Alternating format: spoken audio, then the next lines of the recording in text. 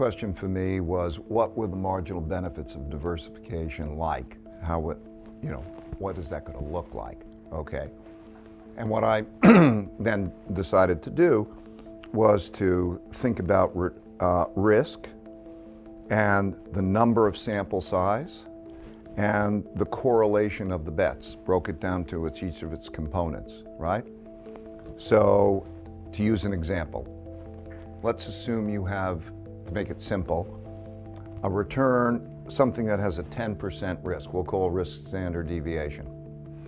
And let's make it simple, and let's say it had a 10% return. And let's say I add in another asset, another return asset, return stream. I add in a second, a third, a fourth, a fifth, up to whatever number. How would that reduce my risk if it on average has a 60% correlation? Or if it has, on average, has a 40% correlation, or a 0% correlation? How would that change? Wanted to know that, right? So that's what this chart shows, right? And so, so imagine you have a 10% average return. You don't know which bet is going to be better. Has a 10% average return and a 10% risk. And you add in a second and a third and so on. You're not going to lose the 10% because you're still going to have that 10% return, but you're going to then have a reduction, and that's the reduction in risk. And if it has a 60% correlation and you have 3 or 4, you will get a reduction that maybe is about 15%. And you could add in 1,000 if they're 60% correlated, and you're not going to reduce your risk much. Okay, that's important. Now, if I look at that, how that changes according to the levels of the correlation, I start to think, well, what would happen if I added in something that had a 10% correlation, by way of example? Okay, now that's what that line shows, okay? And it shows how much, okay, at about 7 or 8 or so, I cut my risk in half. That means I've doubled my return relative to my risk, right? Ooh, that's good. So as I go down this, I then start to understand what the power of diversification is in terms of the things that I'm going to look for.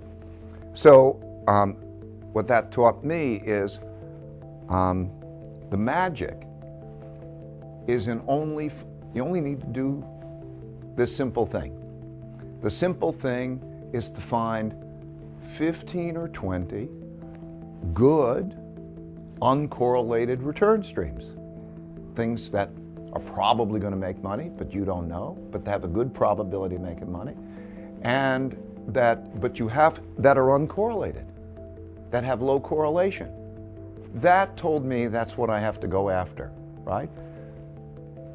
That's the key. A lot of people think that the most important thing you could do is find the best investments. Okay? That's important, okay?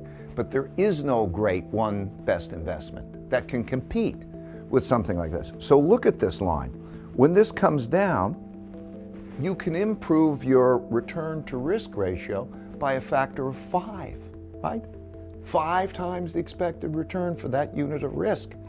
You can't pick any investments that are probably, nobody's humanly capable in an efficient market probably to pick investments that are 5 times as good individually, but so that path. So it tells me about the power of diversification and balancing risk. So this is the return to risk ratio that happens for each one of those. You know, like if I can get 0 correlation and I have 15 to 20, I'll have an information ratio, a return to risk ratio of 1.25.